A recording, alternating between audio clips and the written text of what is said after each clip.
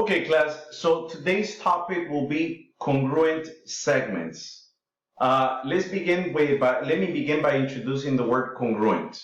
Okay, congruent basically means the same size and same shape. Okay, so two things that are congruent, they're the same size and same shape. In other words, those two things are equal to each other. Okay, they're the same. Now, sometimes they will use the word congruent, but sometimes instead of using the word congruent, they will use the symbol. Okay, you have to be able to identify the symbol. The symbol is right above the word congruent. Okay, so again, congruent means when two things have the same size and same shape. In other words, the two things are equal. So congruent segments are two segments that are equal. Okay, two segments that are equal in length. So let me go ahead and go to the very first example.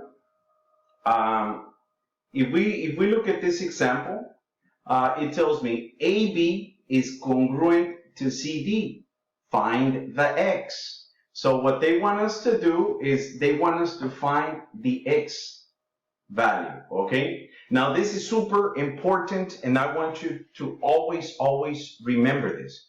When you read a problem and you determine that two things are congruent because they tell you, you have to mark them. Okay, so how do you mark them? It tells you that AB is congruent to CD. So basically what you do is you put a mark. Okay, what does this mark mean? This means that AB is congruent to CD. Okay, now using logic and common sense, if two things are congruent or the same, you will set them equal to each other, okay, to find the X value. So here I will write 4X plus 2 equals the other segment, 3X plus 4. Oops. 3X plus 4. Okay, so let me go ahead and begin by putting all my x's on one side of the equal sign and the numbers on the other side of the equal sign. So I will begin by subtracting 2 from the left side and from the right side. Okay, let me bring down the 4x, bring down the equal sign, bring down the 3x, 4 take away 2, you have 2 left. Last but not least, subtract the x from the right side. What that'll do is 4 take away 3, it'll leave you 1, x equals 2. And you're done. You're done. Okay? Now, it's telling you to simply find x. Okay? Now, let's pretend, I know it doesn't say it here, but let's pretend that the problem was find AB. Even though it's not, let's pretend that the problem was find AB.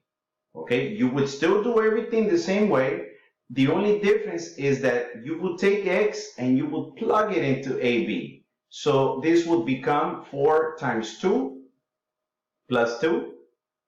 So 4 times 2 is 8.